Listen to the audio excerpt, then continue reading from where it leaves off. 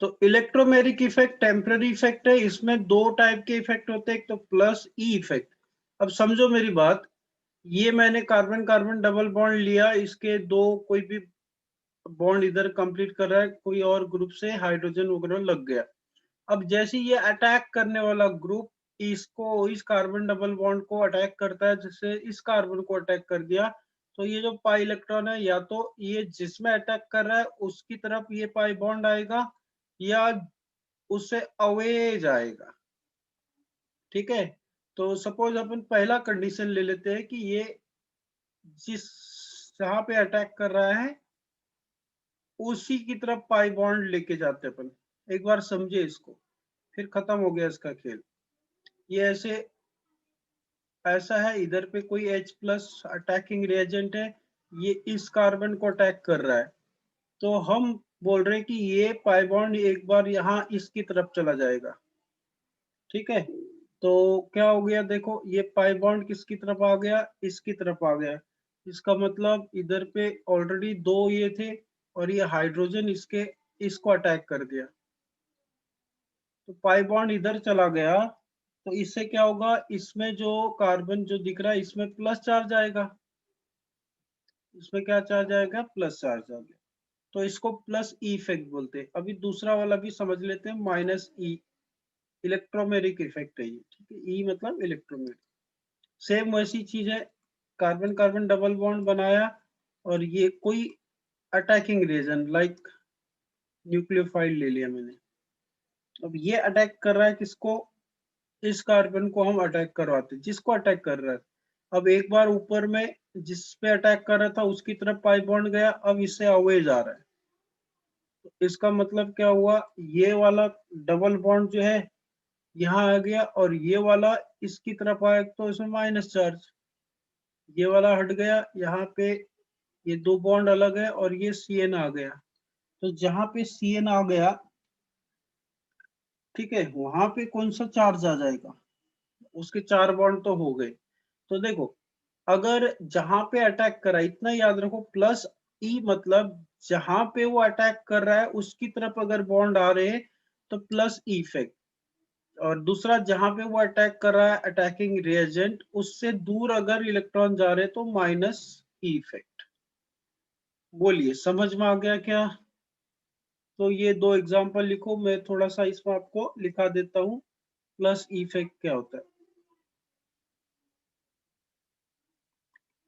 Clear हो गया होगा सबको, तो इसमें लिख लो pi electron pair, pi electron pair of multiple bond, यानी ये डबल बॉन्ड ट्रिपल बॉन्ड, ये क्या हो रहा है, शिफ्ट टू द एटम, ये शिफ्ट हो रहा है उस एटम की तरफ on which the attacking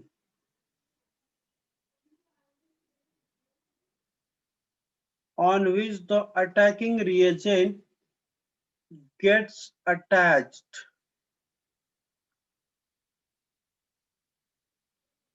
simple सा है, और अगर एग्जांपल लिखना है तो ऊपर में दिया है। दूसरा वाला मैं माइनस ई इफेक्ट भी लिख देता हूँ, फिर इसके बाद अपन स्टार्ट करते हैं एक्चुअल गेम ऑफ जियोस। तो इसमें भी वही होगा,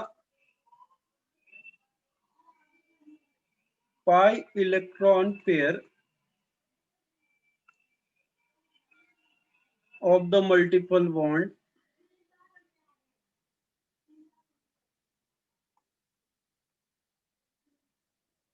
ऑफ द मल्टीपल बॉन्ड, और टुवर्ड्स हो रहा था, यहाँ पे क्या होगा, shift away from the away, shift away from the atoms on which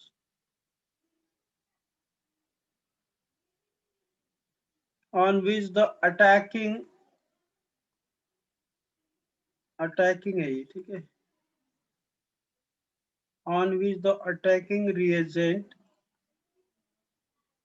gets attached.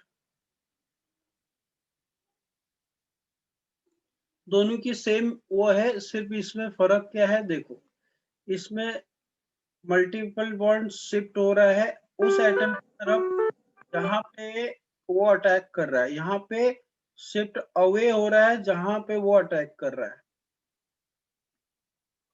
क्या सबको समझ में आ गया है? एक बार बता दो, फिर अपन इसको क्लोज करते हैं।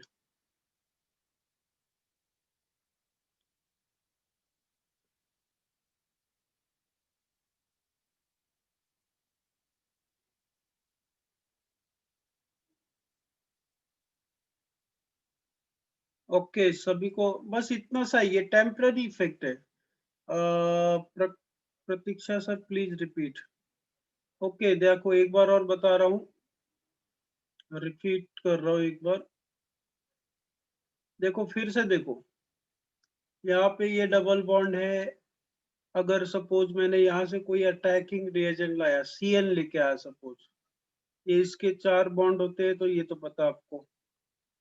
सपोज ये CN अटैक कर रहा है इस कार्बन को, इस कार्बन को अटैक करने के बाद इसमें लिख देते हैं ये CN यहाँ से अटैक कर रहा है।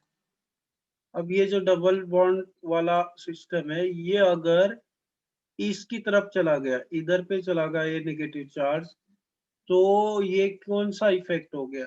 ये माइनस ई इफेक्ट हो गया। ये माइनस ई, क्योंकि जिस पे अटैक कर रहा है, इस पे अटैक कर रहा है, ये इलेक्ट्रॉन इससे दूर भाग रहे, माइनस ई इफेक्ट। और दूसरा अपन बोलेंगे कि इस पे अटैक किया था, ठीक, और ये जो पाई बॉन्ड है ये इसी की तरफ आ गए, ये वाला पाई बॉन्ड किसकी तरफ आ गए? इसकी तरफ आ गए। तो यहाँ पे इसकी तरफ आने से क्या हो जाएगा वो, बोलो? इसमें निगेटिव चार्ज आ जाएगा और इसमें पॉजिटिव चार्ज आ जाएगा। समझ गया? यानी यार जो अटैक कर रहा है वो जिस कार्बन पे है, वो पाई इलेक्ट्रॉन किधर जा रहे हैं? उसकी तरफ आ रहे हैं, तो क्या होगा? प्लस ई। उससे दूर जा रहे हैं तो होगा माइनस ई। देखो, इजी है। प्रतीक्षा आप समझ गया?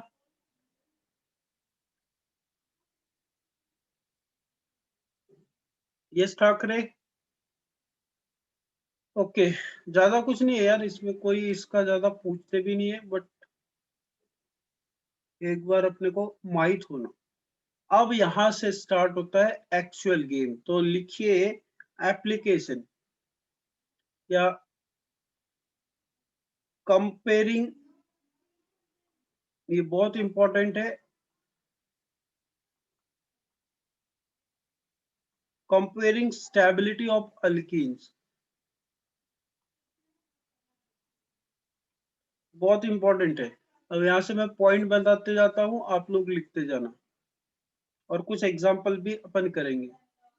तो पहला पॉइंट लिखो, stability of alkenes is directly proportional to resonance. मतलब जितना ज्यादा रेजोनेंस होगा उतना ज्यादा स्टेबिलिटी होगी। मतलब रेजोनेंस मतलब एक्सटेंड ऑफ कॉन्जुगेशन, जितना ज्यादा कॉन्जुगेशन उतना ज्यादा स्टेबिलिटी। पहला वाला समझ गया?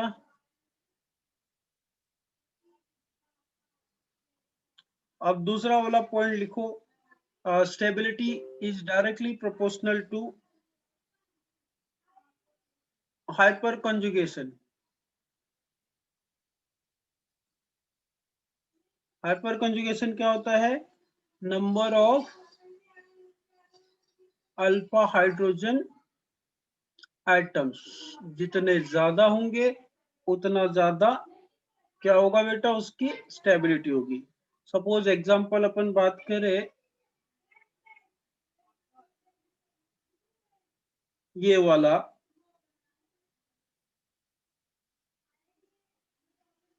ये वाला अब लगाओ, ये ए है, ये बी है, ये सी है, तो सबसे ज्यादा स्टेबिलिटी किसकी होगी? तो उसके लिए क्या करेंगे, अल्फा हाइड्रोजन गिनेंगे। अल्फा हाइड्रोजन कैसे गिनेंगे रे बाबा?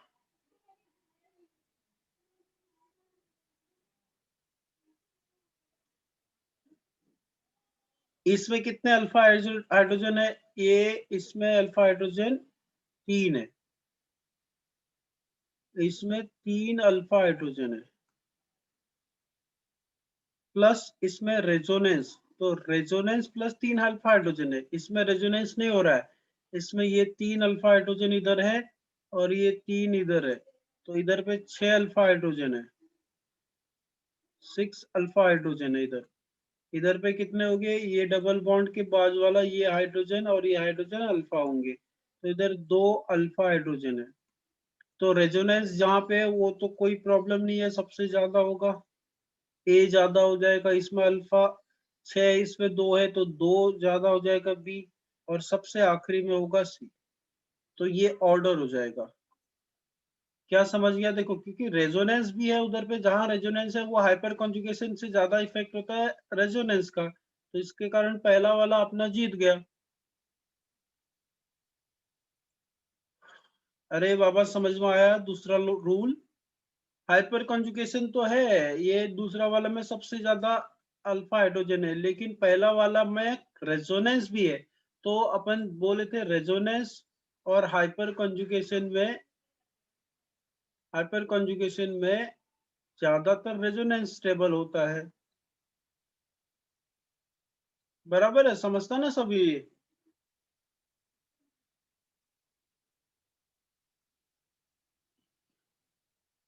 बेटा समझ गया? ओके, दूसरा वाला एग्जांपल ले लेते अपन, एक इसका एक एग्जांपल ये ले लिया, और एक दूसरा एग्जांपल ले लेते अपन।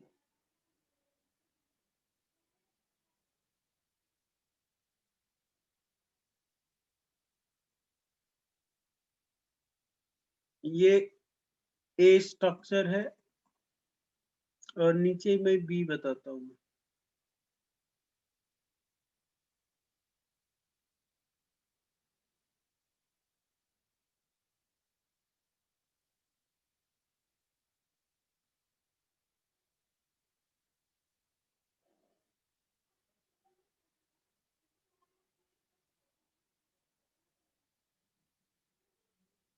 तो ये बी स्ट्रक्चर है, बताओ कौन सा ज्यादा स्टेबल होगा? तो आप बोलोगे सर पहले वाले में अल्फा हाइड्रोजन गिनना है, तो इधर पे 6 अल्फा हाइड्रोजन है, बराबर है। दूसरे वाले में सर अल्फा गिनेंगे अपन, तो इधर 3 और ये 2, क्योंकि ये अल्फा कार्बन है, तो यहाँ पे 5 अल्फा हाइड्रोजन है। तो कौन जीता बताओ जल्दी? तो बोलोगे सर ए इज ज्यादा स्टेबल देन बी। बोलो, समझा क्या? बोलते जाओ, सब लोग रिस्पॉन्स करो।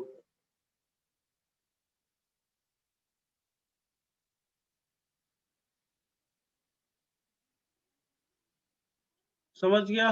ओके, वेरी गुड, सबको समझ रहा है, बहुत अच्छी बात है, वेरी गुड।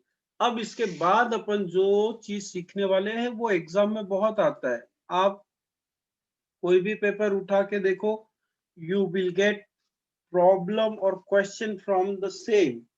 तो आप अभी उधर पे पहला वाला स्टेबिलिटी ऑफ अल्कीन था, अभी दूसरा हेडिंग डाल दो। अभी स्टेबिलिटी ऑफ अल्कीन था, अभी आप लिखो कंपेयरिंग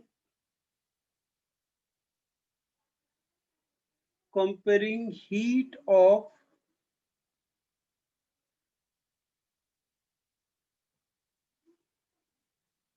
हाइड्रोजनेशन। इसको कभी कभी ऐसा भी बोलते हैं, डेल्टा एच, मतलब ये हीट होती है, और यहाँ पे एच एच हाइड्रेशन ऐसा लिख देते हैं of alkyne, heat of hydrogenation of alkenes. इसको शॉर्टकट में ऐसा भी लिखते हैं हीट ऑफ हाइड्रोजनेशन, इसका होगा ये अल्कीन्स, मतलब डबल बॉन्ड। तो इसका मतलब क्या होता है, जब कोई अल्कीन्स होगा तो उसमें हाइड्रोजनेशन मतलब क्या होता है, हाइड्रोजनेशन मतलब हाइड्रोजन ऐड करना।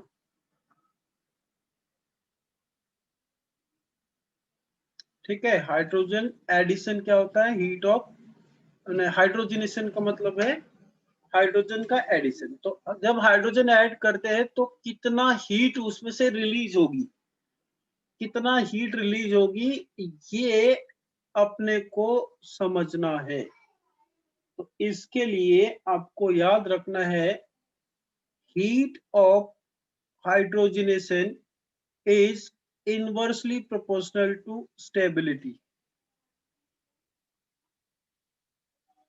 बहुत इंपॉर्टेंट रूल है। मतलब जितना ज्यादा हीट ऑफ हाइड्रोजनेशन होगा उतना कम स्टेबिलिटी होगी। एक एग्जांपल द्वारा समझ लेते हैं इसको। सपोज सिंपल सा एग्जांपल है CH2 देन उसके बाद अल्कीन को बढ़ा देते हैं अपन, एक ले लिए। उसके बाद सपोज ऐसा कुछ अपन ले लेते हैं। अब इस चीज को थोड़ा समझिए आप लोग। ये पहला है, इसमें पहले अपन स्टेबिलिटी देख लेंगे, किसके हिसाब से, हाइपर कॉन्जुगेशन के हिसाब से देख लेंगे। तो इसमें 0 अल्फा एच है, सभी मानते हो। यहाँ पे कितने हैं, 3 अल्फा एच है। यहाँ पे कितने है बेटा, देख लो आप लोग सब लोग। यहाँ पे मेरे ख्याल से 6 अल्फा हाइड्रोजन है, क्योंकि ये आपका अल्कीन है। इसके नेक्स्ट वाला कार्बन अल्फा है, ये भी अल्फा है। इसमें तीन 6। ये वाला अल्कीन है आपका, और ये वाला अल्फा है।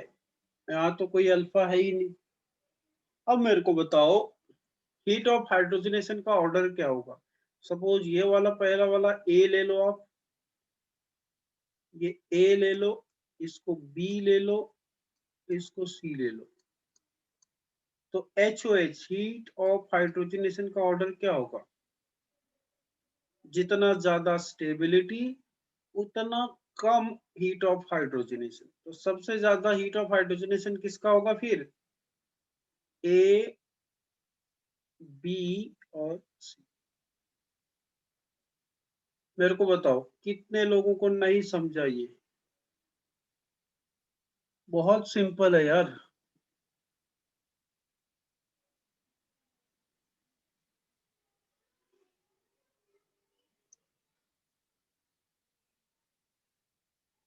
क्योंकि यहाँ पे, ओके स्वीटी वेरी गुड, क्योंकि यहाँ पे बेटा सिर्फ एक ही चीज देखना है, ये वाला, कि स्टेबिलिटी पहले देख लो आप,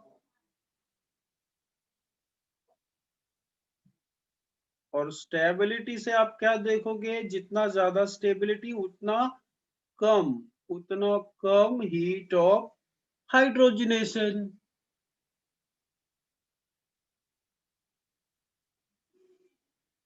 मजेदार है ना।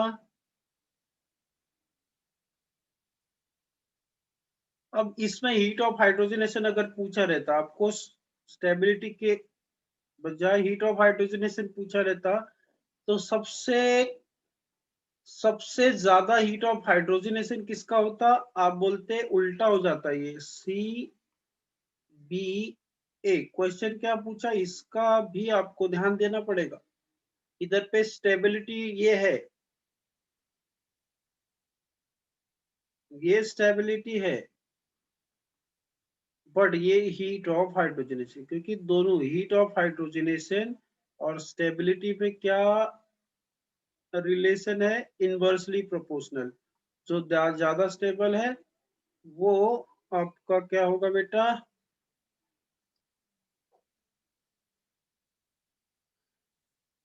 कम हीट ऑफ हाइड्रोजनेशन उसमें होगा। कितने लोगों को नहीं समझा, अभी भी बता दो।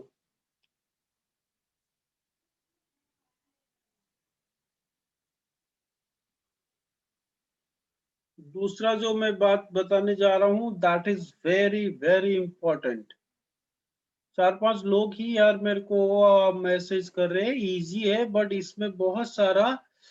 सर इसका स्टेबिलिटी गलत है। सुमित किसका स्टेबिलिटी गलत है यार? स्टेबिलिटी हमने देखा उसका रिवर्स करना है बेटा यार। अश्विनी समझ गया, ठीक है। सुमित का क्या पता नहीं सर, इसका बैक पेज।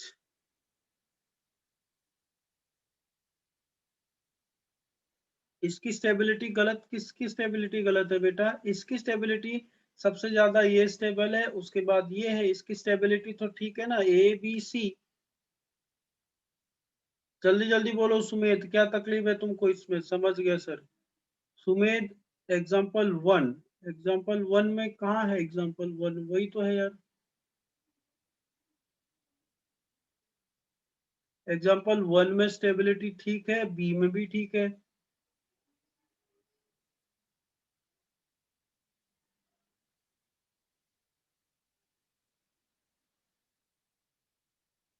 चलो ठीक है, वो एक बार देख लेना सुमित तुम। दूसरा मैं पॉइंट यहीं पे लिख रहा हूँ, बहुत इंपॉर्टेंट है वो भी। अगर हीट ऑफ हाइड्रोजनेशन से आया ही, तो दूसरा पॉइंट यहाँ पे मैं लिखा रहा हूँ, हीट ऑफ हाइड्रोजन। डायरेक्टली लिख रहा हूँ मैं, HOH मतलब heat of hydrogenation directly proportional to number of pi bonds. ये बहुत ज्यादा इंपॉर्टेंट है। जितने ज्यादा पाई बॉन्ड होंगे उतना ज्यादा हीट ऑफ हाइड्रोजनेशन होगा। एग्जाम्पल देख लेते हैं।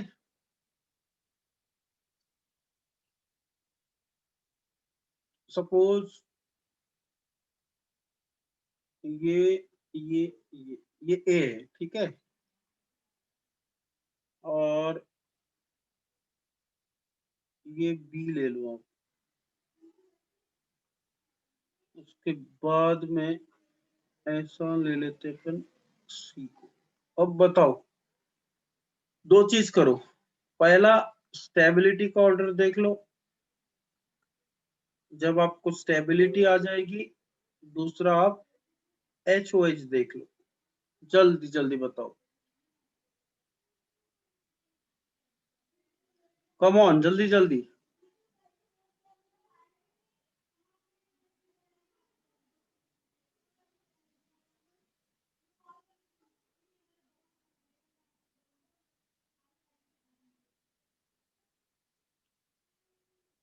तो ओके,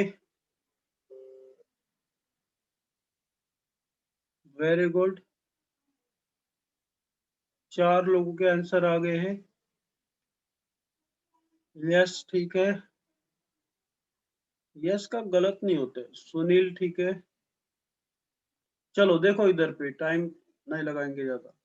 अब यार ये कंजुगेशन में रेजोनेंस हो रहा है इसमें, और ज्यादा पाई बॉन्ड है, तो इसकी स्टेबिलिटी भी ज्यादा हो जाएगी मेरे ख्याल से। नंबर ऑफ पाई बॉन्ड ज्यादा है इसकी, इसकी स्टेबिलिटी भी क्या हो जाएगी?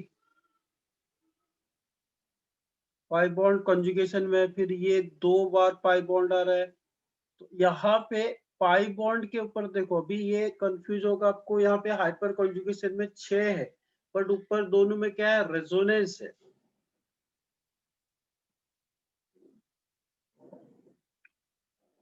Stability ABC, okay, stability ABC होगी, वेरी गुड। तो HOH भी वही होगा इसमें। स्टेबिलिटी भी किसकी ज्यादा है? A की ज्यादा है, फिर B की है, फिर C की है। अब ये हीट ऑफ हाइड्रोजनेशन मतलब पाई बॉन्ड से रिलेट करना है, तो जितना ज्यादा पाई बॉन्ड उतना HOH ज्यादा। ज्यादा की बात कर रहे हैं अपन, तो यहाँ पे A की HOH ज्यादा होगी, देन B की होगी, तो दोनों सेम है। देखो इधर,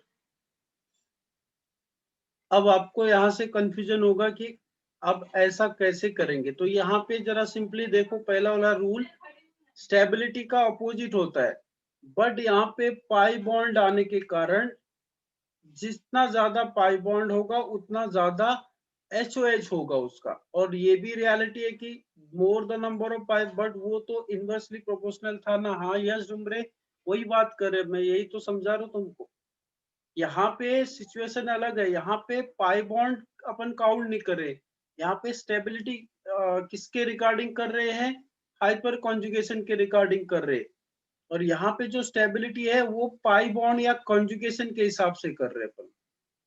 तो पाई बॉन्ड ये रूल ही है कि पाई बॉन्ड ज्यादा है तो स्टेबिलिटी भी ज्यादा, यानी इसकी हाइपर कॉन्जुगेशन यहाँ पे नहीं ले रहे अपन जनरली, पहले दो में दूसरे तीसरे में हाइपर कॉन्जुगेशन हो रहा है। तो ये तो सबसे लिस्ट स्टेबल है। लेकिन इसके पाई बॉन्ड कितने हैं, एक है, इसमें दो है, इसमें तीन है।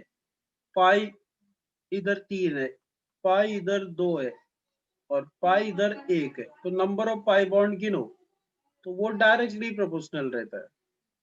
मतलब सीधा सीधा सा, समझ गया सर? क्लियर है? ओके विनय। हाँ, तो इसमें एक्चुअली क्या होता है, अभी आप हाइड्रोजन ऐड करोगे तो यहाँ पे एनर्जी, हीट ऑफ हाइड्रोजनेशन, मतलब जनरली क्या होता है कि यार कितनी एनर्जी वहां पे लग रही है। तो इनमें तीन तीन जगह पे आप हाइड्रोजन जोड़ोगे तो ज्यादा एनर्जी लगेगी।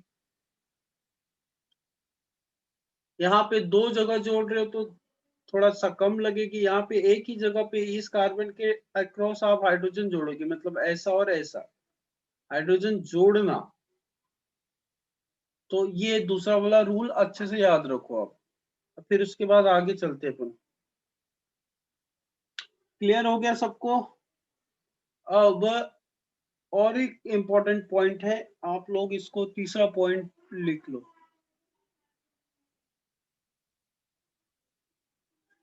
तीसरा पॉइंट लिखो, कंपेयरिंग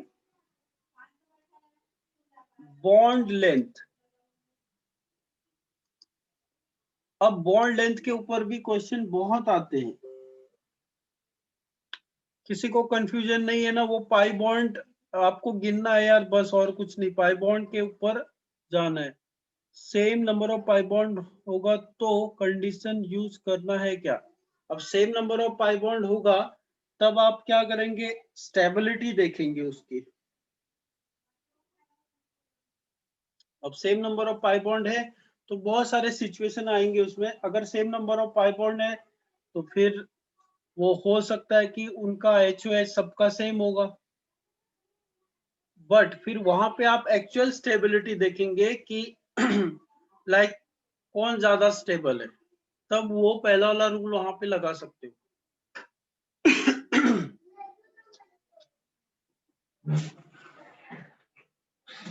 ठीक है, तो नेक्स्ट वाला अपन देखते हैं, comparing bond length.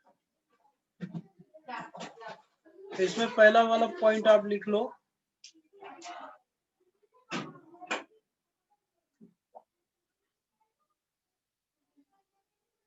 Bond length of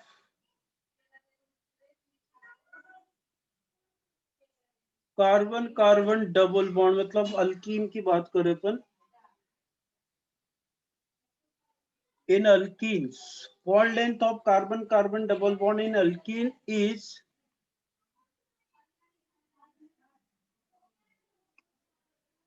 proportional to the extent of conjugation.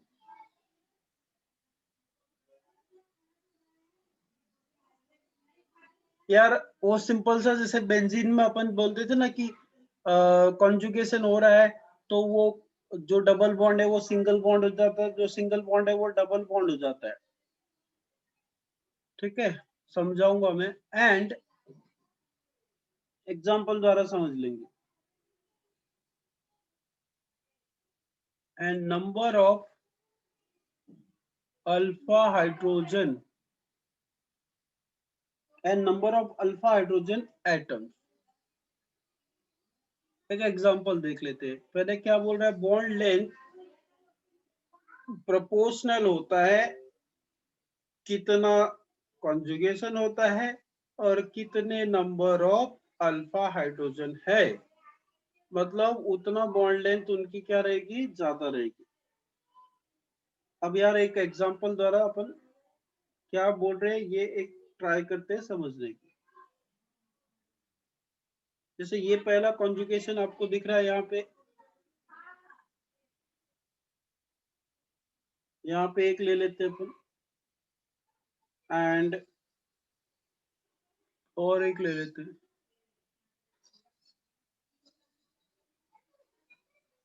चलिए अब इसमें देखो, अपने को दो चीज देखना है, एक तो कॉन्जुगेशन देखना है और एक तो अल्फा हाइड्रोजन देखना है। यहाँ पे कॉन्जुगेशन है क्या, यहाँ पे कॉन्जुगेशन है मतलब रेजोनेंस है। यहाँ पे अल्फा हाइड्रोजन है, कितने अल्फा हाइड्रोजन है, 2 अल्फा हाइड्रोजन है। और रेजोनेंस है क्या, इधर नहीं है। यहाँ पे कितने अल्फा हाइड्रोजन है, इसमें एक ही है यार। अब यहाँ से आप लगाओ कि किसकी बॉन्ड लेंथ ज्यादा होगी।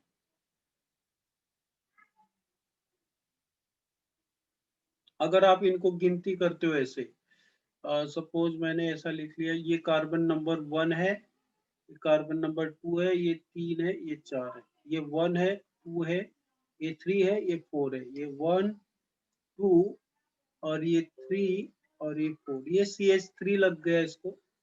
अब ये बताओ कि bond length of carbon carbon double bond, यहाँ पे रेजोनेंस हो रहा है तो क्या होगा, ये रेजोनेंस के कारण मैं नीचे बना देता हूँ, क्या होगा, ये वाला बॉन्ड इधर जाएगा या इधर आ जाएगा और ये ऐसा रहेगा। फिर उसके बाद और एक रेजोनेंस होगा, ये इधर जाएगा, ये इधर आएगा। देखो जो पहले स्टार्टिंग में डबल बॉन्ड था, अब वो सिंगल बॉन्ड हो गया, सिंगल बॉन्ड हो गया तो बॉन्ड लेंथ क्या होगी, बढ़ जाएगी। फिर यहाँ पे सिंगल बॉन्ड है, यहाँ पे सिंगल बॉन्ड है, बट ये डबल बॉन्ड हो गया, फिर ये डबल बॉन्ड वाला क्या हो गया, सिंगल बॉन्ड हो गया। इसका मतलब है कॉन्जुगेशन जितना ज्यादा होगा, कार्बन कार्बन डबल बॉन्ड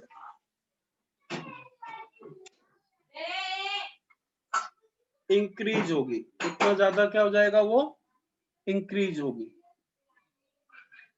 अब यार यहाँ पे 1 और यहाँ पे कॉन्जुगेशन नहीं है, देखो आप यहाँ पे क्या है, कॉन्जुगेशन नहीं है, तो यहाँ पे अल्फा हाइड्रोजन कितने, 2 है, तो उतना ही 2 ही टाइम यहाँ पे वो बॉन्ड अपन इंक्रीज कर सकते हैं, या कुछ ये जो डबल बॉन्ड अपने को दिख रहा है यहाँ पे, ये हिलेगा नहीं, बस कंजुगेशन नहीं है। तो अब यहाँ पे भी देखो, यहाँ पे भी सेम सिचुएशन है, तो अपन बोल रहे हैं कि जो कार्बन कार्बन डबल बॉन्ड है अल्कीन्स में, ये किसके प्रोपोर्शनल रहता है, डायरेक्टली प्रोपोर्शनल टू कॉन्जुगेशन जितना ज्यादा होगा। तो सबसे ज्यादा बॉन्ड किसकी होगी, कार्बन कार्बन बॉन्ड लेंथ सबसे ज्यादा किसकी होगी।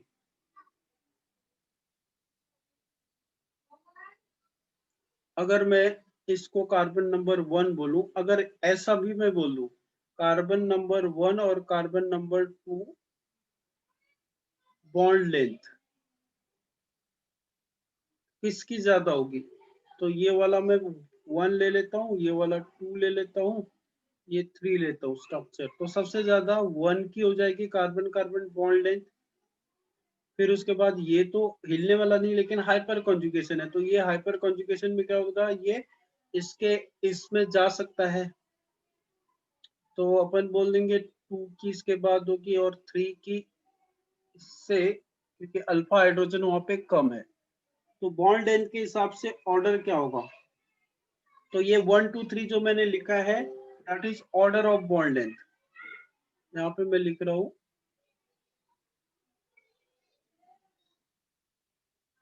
Order of bond length of carbon 1 and carbon 2, ये क्या हो जाएगा, 1 2 3। बोलो कितने लोगों को समझा,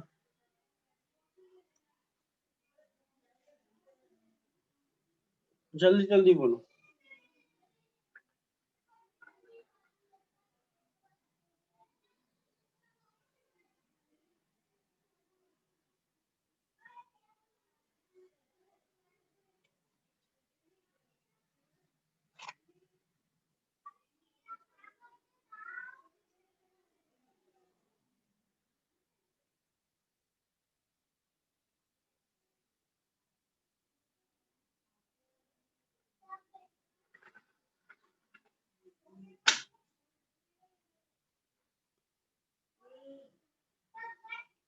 24 लोगों का मैसेज आ रहा है।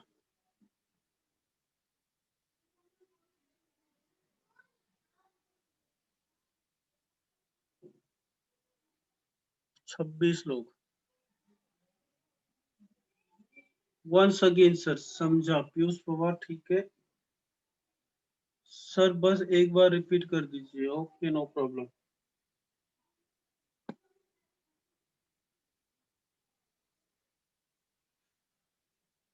ये थोड़ा सा कॉन्सेप्ट इसमें नया है तुम्हारे लिए। और हम क्या बोल रहे हैं कि जो बॉन्ड लेंथ है, बॉन्ड लेंथ,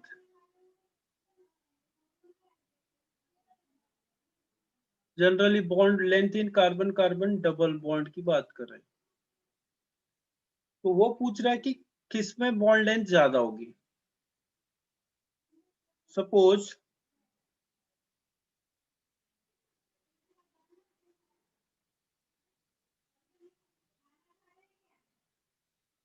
ये ऐसा ले लिया मैंने, हाइड्रोजन छोड़ दो अभी।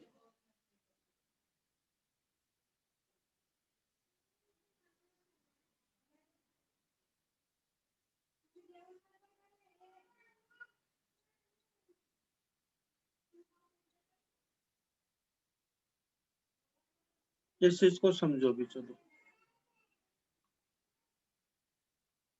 अब ये पहला वाला जो स्ट्रक्चर है, ये 1 बोल देते इसको, ये दूसरा वाला ले लेते, ये तीसरा वाला। तो हमको पता है कि सबसे पहले अपन यहाँ पे, चलो कुछ नहीं तो कॉन्जुगेशन या हाइपर कॉन्जुगेशन देख लेते। तो पहले वाले में क्या क्या है इफेक्ट देखो, इधर पे रेजोनेंस है कि नहीं, रेजोनेंस है तो कॉन्जुगेशन है, उधर रेजोनेंस है, यहाँ पे हाइपर कॉन्जुगेशन है तो अपन बोलेंगे यहाँ पे 3 अल्फा हाइड्रोजन है, यहाँ पे बोलेंगे 1 अल्फा हाइड्रोजन है। ठीक है, इतना तो समझ गया अपने को।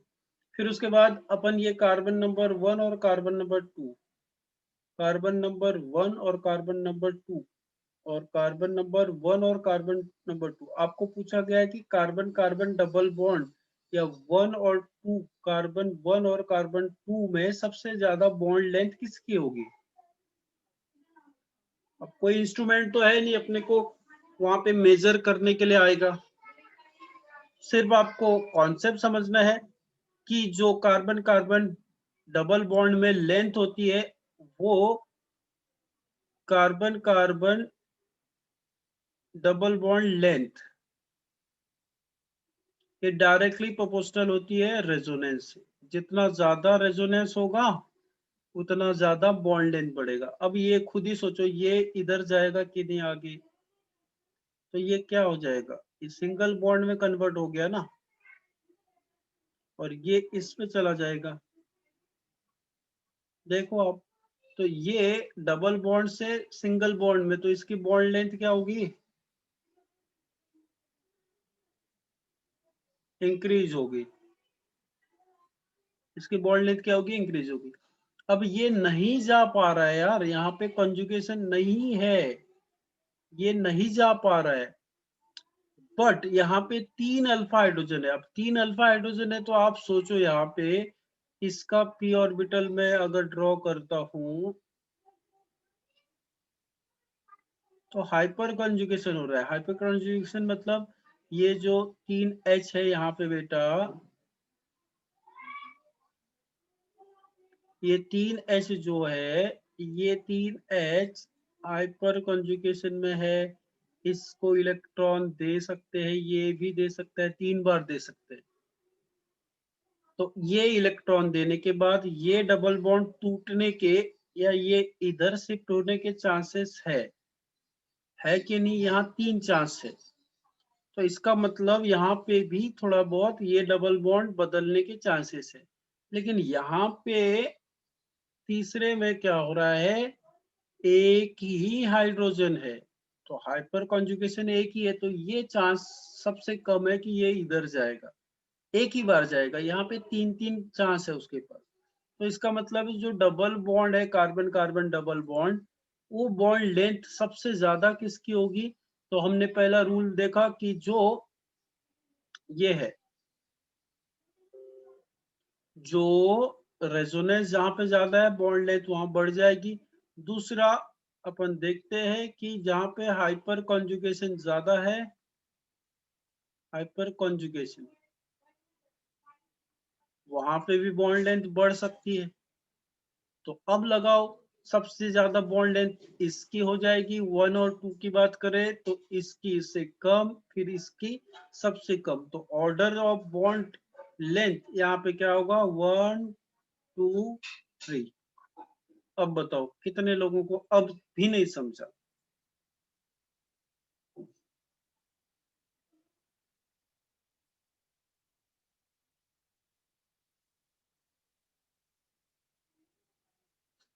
अब पहला वाला में थोड़ा शॉर्टकट मारा था कि चलो तुम समझ जाओगे, लेकिन अब सब अगर बोलेंगे कि एक बार रिपीट करो तो फिर थोड़ा सा दूसरा वे से अपने को समझाना जरूरी रहता है।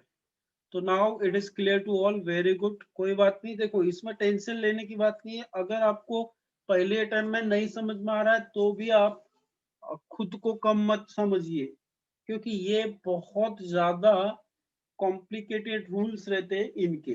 तो तीसरे का पहला वाला हमने देख लिया था, तीसरे का दूसरा वाला भी हम इसी से देख लेते हैं। अब ये वाला आपको समझाया तो नहीं है, लेकिन मैं यहाँ पे ट्राई करूंगा कि आपको ये यहाँ पे थोड़ा बहुत आइडिया आ जाएगा। तो बॉन्ड लेंथ के क्वेश्चन भी बहुत आते हैं जीओसी में, इसलिए ये यहाँ पे रखा गया है। तो bond length and bond order ये इनवर्सली प्रोपोर्शनल होते हैं। अब ये जो बॉन्ड ऑर्डर की बात है बेटा, बॉन्ड ऑर्डर, ये बॉन्ड ऑर्डर आप पढ़ोगे इसमें इनऑर्गेनिक में आपको ये आने वाला है, लेकिन यहाँ पे इसका थोड़ा सा अपने को ये थोड़ा सा इसका एप्लीकेशन यहाँ पे यूज होगा। तो मैं इसका आपको एक ट्रिक भी बता दूंगा बॉन्ड ऑर्डर कैसे निकालते हैं, और एक गिनती भी अपने को इसमें सीखने को मिलेगी। बट यहाँ पे अभी अपन इसके पहले रूल्स लिख लेते हैं। अब बॉन्ड ऑर्डर मतलब वो जो जैसे अभी ये O2 है, इसका बॉन्ड ऑर्डर कितना होगा, N2 है, H2 है, इस तरह से इनका बॉन्ड ऑर्डर निकालने के लिए वो बोलते हैं। तो वो आपको इनऑर्गेनिक में आएगा। तो अभी के लिए मैं यहाँ पे आपको इसके रूल समझा देता हूँ, और बॉन्ड ऑर्डर कैसे निकालते हैं ये अपन बाद में सीखेंगे। बॉन्ड ऑर्डर निकालने का कोई ये नहीं है, हार्ड एंड फास्ट रूल नहीं है, आप देख के ही बता सकते हो। तो मैं वो बाद में आपको बता दूंगा, उसमें गिनती से ही भी अपन बॉन्ड ऑर्डर सीख सकते हैं। तो एक्चुअली बॉन्ड ऑर्डर के लिए आपको एक और कॉन्सेप्ट सीखना पड़ेगा, बॉन्डिंग एंड एंटी बॉन्डिंग। अब ये अभी मैं आपको डराना नहीं चाहता हूँ, इसलिए थोड़ी देर के लिए इसको आप स्किप करो। यहाँ पे इतना जरूरत नहीं पड़ेगी अपने को, इनऑर्गेनिक में वो सीखेंगे अपन। तो अब देखो बॉन्ड ऑर्डर और बॉन्ड लेंथ में क्या रिलेशन है।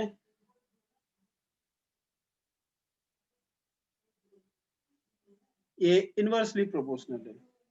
अब ये बॉन्ड ऑर्डर, अभी के लिए आप बॉन्ड ऑर्डर, बीओ मतलब बॉन्ड ऑर्डर क्या होता है, कैसे कैलकुलेट करते हैं, ये मैं थोड़ा सा आपको समझा देता हूँ।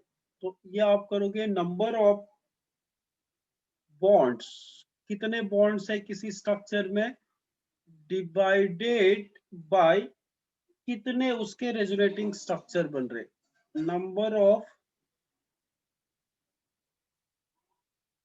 Resonating structure.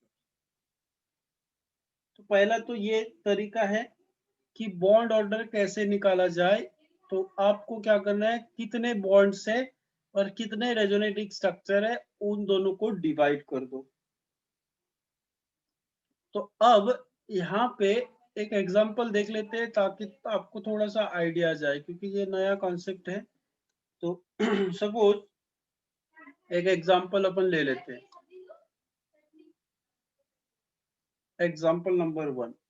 सपोज मैंने सिंपल सा जो पहले अपन एग्जांपल लिए उसमें से एक उठा लेते फिर।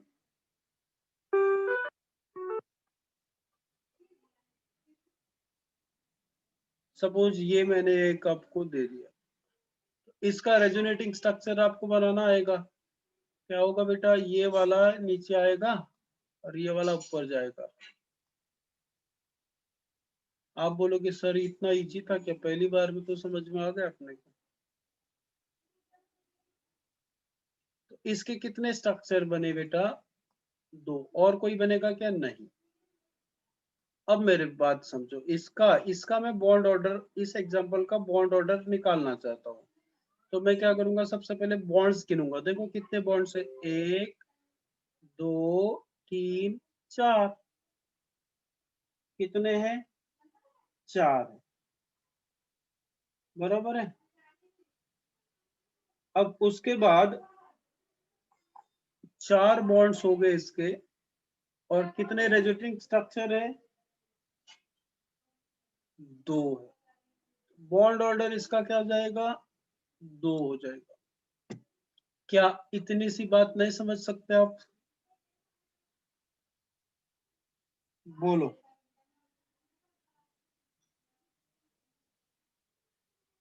दूसरा एग्जांपल देख लेते, क्लियरिटी और बढ़ जाएगी। दूसरा एग्जांपल का भी देख लेते।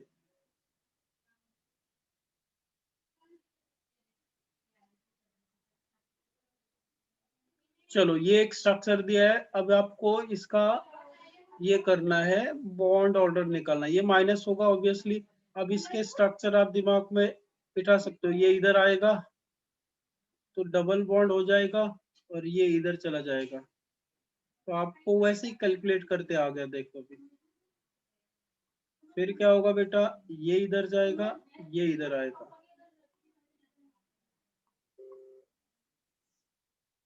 सर ये तो एकदम सिंपल है, बताओ बॉन्ड ऑर्डर क्या होगा। आप बोलोगे सर बॉन्ड ऑर्डर ये तो इजी है, कितने बॉन्ड है बेटा, 4 है। देखो कहीं से भी गिन लो, 1 2 3 4।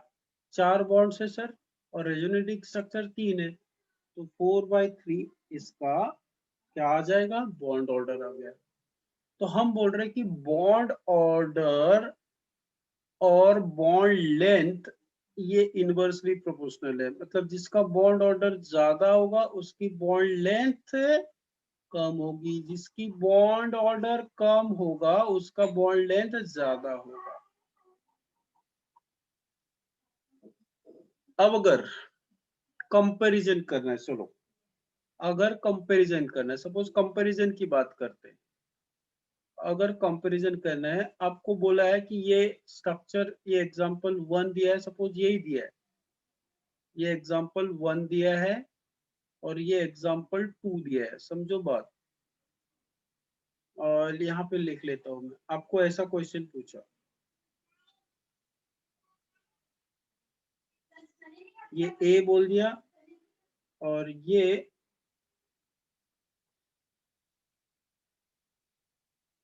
बी बोल दिया। आप बोलोगे सर इसमें बॉन्ड ऑर्डर पूछा है, अगर आपको कार्बन और ऑक्सीजन, कार्बन और ऑक्सीजन का बॉन्ड लेंथ पूछा है, बॉन्ड लेंथ किसका ज्यादा होगा।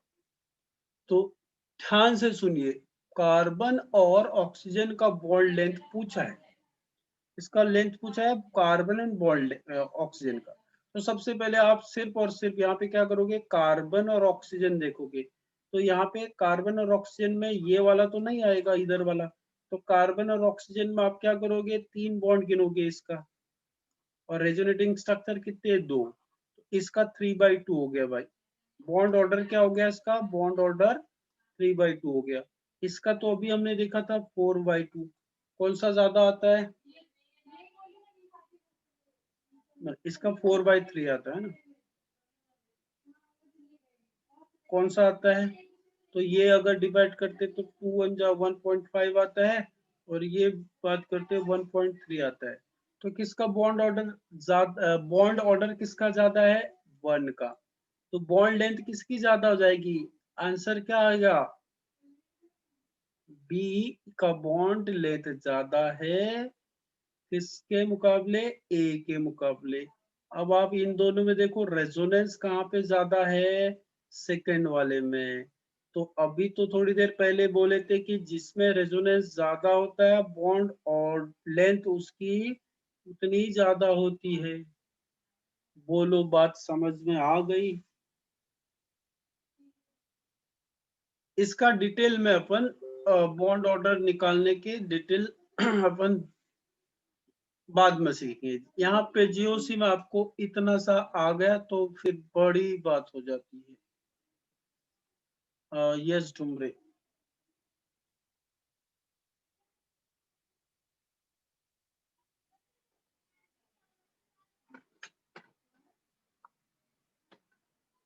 केमिकल बॉन्डिंग करके है, उसमें आपको ये सब चीजें सीखने को मिलेंगी। स्वीटी, सात्विक, यस, सबको क्लियर है? बाकी लोगों को क्या है? अरे यार, तो यार मेरे 12 बजे एक और क्लास है, तो यहाँ पे अपने को मजबूरी में रुकना पड़ेगा। और